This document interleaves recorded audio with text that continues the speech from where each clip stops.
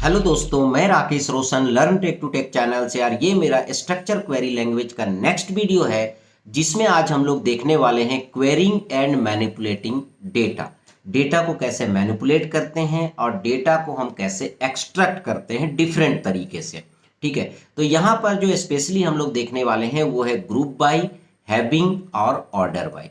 और यहाँ पर मैं आपको बता दूं कि ये जो टॉपिक है ये किसी भी कॉम्पिटिटिव एग्जाम के लिए काफ़ी इंपॉर्टेंट है। तो चलिए वीडियो को स्टार्ट करने से पहले जस्ट मैं आपसे रिक्वेस्ट करता हूं कि अगर अभी तक आपने मेरे चैनल को सब्सक्राइब नहीं कर रखा है तो सब्सक्राइब कर लें और बगल में जो बेल है उसे जरूर क्लिक करें जिससे मेरे जितने भी नए वीडियोस हैं उनके नोटिफिकेशन आपको मिलता रहे। तो चलिए स्टार्ट करते हैं। तो दोस्तों यहाँ पर सबसे पहले हम लोग देखते हैं ग्रुप बाई। तो चलिए ग्रुप बाई को हम लोग थोड़ा सा एक एग्जाम्पल से समझते हैं। ठीक है, तो जैसे यहाँ पर आप देख सकते हैं एम्प्लॉय आईडी है, नेम है, जॉब टाइटल है और सैलरी है।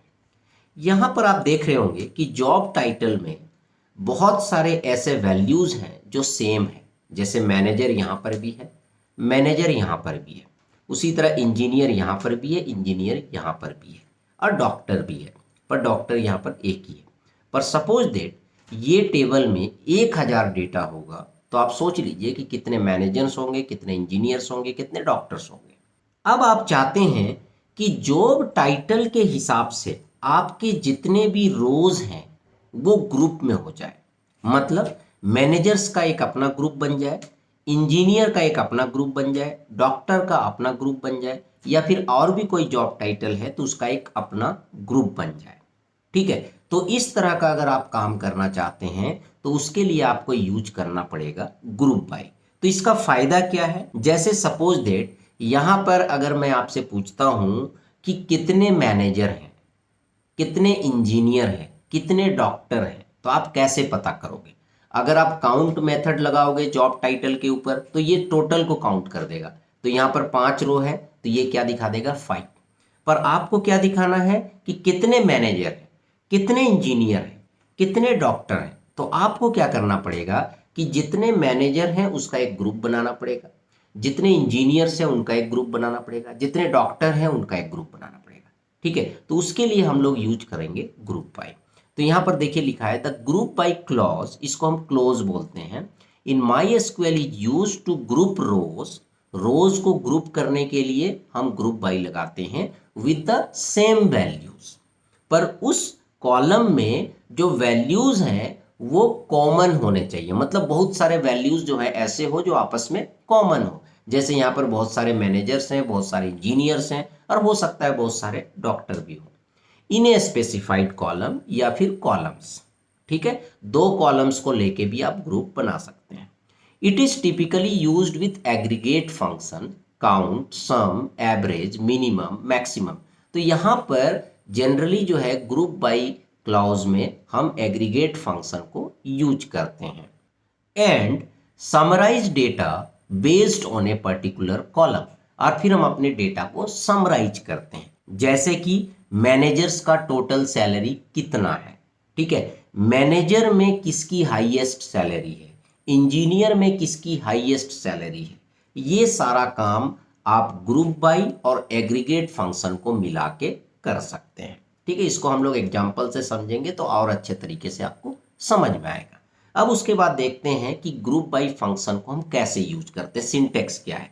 पहले आप सेलेक्ट लिखेंगे, फिर कॉलम्स का नाम लिखेंगे, फिर एग्रीगेट फंक्शन, फिर फ्रॉम टेबल नेम और लास्ट में लिखेंगे group by, column 1, column 2, column 3 अगर आप मल्टीपल कॉलम्स पे ग्रुपिंग करना चाहते हैं।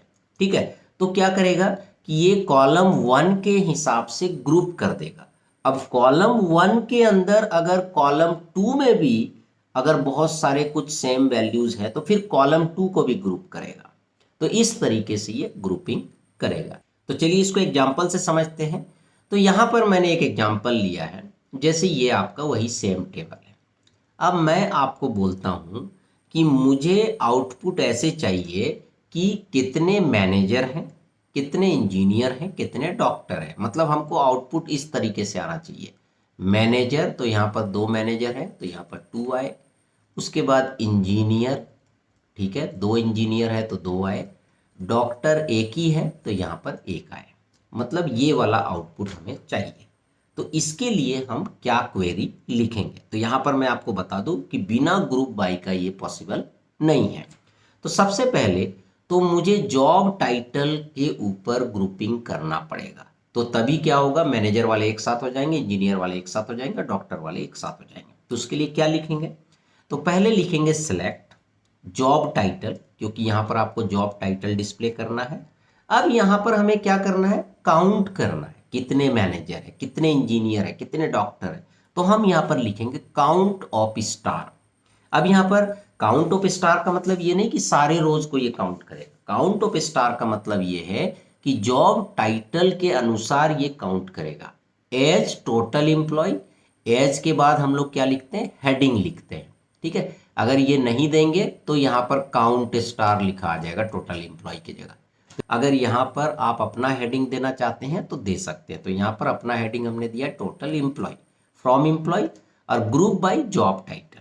तो ये क्या कर रहा है, सबसे पहले आपके टेबल को ग्रुपिंग कर देगा जॉब टाइटल पे, मैनेजर वाले को एक साथ रख देगा, इंजीनियर वाले को एक साथ रख देगा, डॉक्टर वालों को एक साथ रख देगा, और फिर उस पर क्या अप्लाई कर देगा, काउंट अप्लाई कर देगा।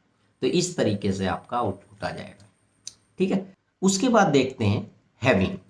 हैविंग यूज किया जाता है ग्रुप बाय के साथ कंडीशंस डालने के लिए।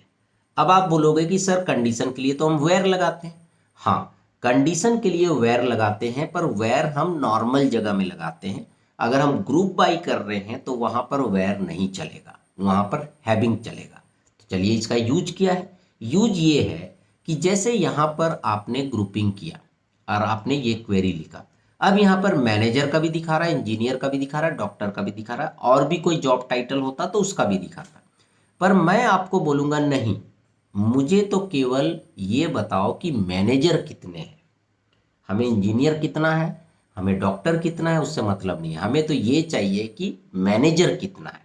तो यहाँ क्या है कि अगर आप ग्रुप बाई तक लिखोगे तो ये सारे जॉब टाइटल का दिखाएगा, ठीक है। तो अगर उसके ऊपर अगर आपको कोई कंडीशन लगाना है कि नहीं मुझे तो मैनेजर का ही देखना है, तो उस केस में आपको हैविंग लगाना है। तो ग्रुप बाई के साथ कभी भी वेयर नहीं आता है, यहाँ पर हैविंग आता है। तो having clause in MySQL is used to filter, ठीक है, जो आपका ग्रुप करके जो डेटा आया है उसमें भी अगर आपको फिल्टर करना है तो उसके लिए आपको हैविंग यूज करना है। And select the groups that meet a specified condition based on the result of aggregate function. तो वो कंडीशंस के साथ चेक होगा, जो सेटिस्फाई होगा वही डेटा आपको शो करेगा। It is typically used after the group by clause. Group by clause के बाद ही हम हैविंग लगाते हैं। तो यहां तक आप देख सकते हैं सेम सिंटेक्स है, बाद में लिखा हुआ है having condition. Select column 1 column 2, aggregate function लगाना ही है कॉलम 3 के ऊपर या किसी भी कॉलम के ऊपर।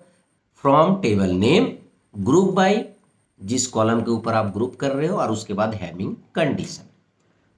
तो चलिए अब इसको एक एग्जांपल से समझते हैं।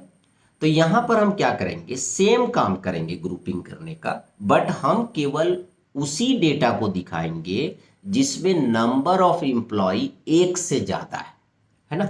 जैसे यहां पर मैनेजर कितना है, मैनेजर आपके 2 हैं, ठीक है, इंजीनियर आपके 2 हैं और डॉक्टर आपके 1 है। पर यहां पर मुझे उसी डेटा को दिखाना है जिसमें नंबर ऑफ एम्प्लॉय किसी पर्टिकुलर जॉब टाइटल में 1 से ज्यादा है, ठीक है। तो जैसे यहां पर डॉक्टर में केवल 1 है तो ये मुझे नहीं दिखाना है, ठीक है। तो यहां पर 2 है तो ये दिखना चाहिए मैनेजर और इंजीनियर।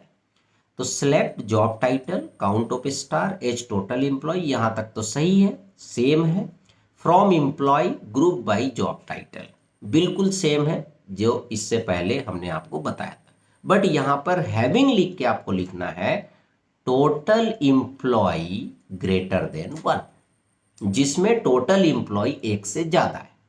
अगर 1 है तो उसे नहीं दिखाना है, या 0 है तो उसे नहीं दिखाना है, ठीक है। 1 से ज्यादा है तब दिखाना है। तो 1 से ज्यादा किसमें, मैनेजर इंजीनियर में। तो यहां पर आ जाएगा मैनेजर 2 और इंजीनियर 2, ठीक है। तो इस तरीके से जो है आप हैविंग को यूज कर सकते हैं। तो हैविंग यूज करते हैं हम लोग ग्रुप बाय के साथ कंडीशन देने के लिए। तो देखिए यहां पर लिखा भी हुआ है, let us group the employee by their job title and select only the job title with more than one employee from the employee table using the group by and having. उसके बाद नेक्स्ट जो clause है वो बड़ा simple है, that is order by, मतलब data को sort करने के लिए डिसेंडिंग में या फिर असेंडिंग में। The order by clause in MySQL is used to sort the data in ascending or descending order based on the one or more column। ठीक है, तो ये किसी भी कॉलम के बेस पे आपके डेटा को क्या कर देगा, ऑर्डर कर देगा, मतलब असेंडिंग ऑर्डर में कर देगा या फिर डिसेंडिंग ऑर्डर में कर देगा, मतलब सॉर्ट कर देगा। तो उसके लिए आपको लिखना है सिलेक्ट कॉलम 1, कॉलम 2, कॉलम 3, मतलब जितना भी कॉलम आपको डिस्प्ले करना है फ्रॉम टेबल नेम। यहां तक तो क्लियर है आपको। ऑर्डर बाय लिखना है, फिर उस कॉलम का नाम लिखना है जिसके बेसिस पे आपको सॉर्ट करना है।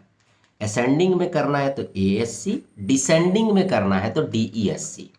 उसी तरह कॉलम 2 के बेस में करना है तो ASC DSC। अब आप सोच रहे होंगे कि सर दो कॉलम के बेस पे कैसे सॉर्ट होगा, तो ये क्या करेगा, पहले पहला कॉलम के बेसिस पे सॉर्ट कर देगा, फिर जो रिजल्ट आएगा उसको फिर दूसरे कॉलम के बेस पे सॉर्ट कर देगा। ठीक है, तो इस तरीके से ये करेगा। तो यहाँ पर एग्जाम्पल से समझते हैं। जैसे ये मेरा डेटा है, ये पुराना डेटा था ना, तो यहाँ पर आप देख रहे होंगे सैलरी जो है वो सॉर्टेड ऑर्डर में नहीं है। 20,000 है, 25 है, फिर 22 है, 26 है, 30 है, मतलब कोई पर्टिकुलर ऑर्डर नहीं है। तो इसको अगर ऑर्डर में करना है तो क्या करेंगे, हम लिखेंगे select star from employ order by salary, मतलब सैलरी के बेसिस पे ऑर्डर करो। ठीक है, किस ऑर्डर में, डिसेंडिंग ऑर्डर में, मतलब घटते हुए क्रम में। तो सबसे ज्यादा सैलरी वाला रिकॉर्ड पहले आएगा। ठीक है, तो यहां पर आप देख सकते हैं 30,000 पहले आ गया, 26,000, 25,000, 22,000 और 20,000। अगर यहीं पर अगर हम लिख देंगे ASC, ठीक है, तो इसके उलट रिजल्ट आ जाएगा। ठीक है, मतलब असेंडिंग ऑर्डर। ठीक है, बढ़ते हुए क्रम। तो इसमें जो मिनिमम सैलरी है वो वाला रिकॉर्ड सबसे पहले आएगा। तो इस तरीके से आप क्या कर सकते हैं, ऑर्डर कर सकते हैं। तो दोस्तों इस वीडियो में आपने देखा कि कैसे आप ग्रुप बाई को यूज करेंगे, हैविंग को यूज करेंगे और ऑर्डर बाई को यूज करेंगे। फिर से मैं बता दूं कि ये जो टॉपिक है वो काफी इंपॉर्टेंट है कॉम्पिटिटिव एग्जाम के लिए। तो चलिए दोस्तों, कमेंट करके जरूर बताइएगा कि ये वीडियो कैसा लगा, और इस वीडियो में इतना ही रखते हैं। Thank you and good bye.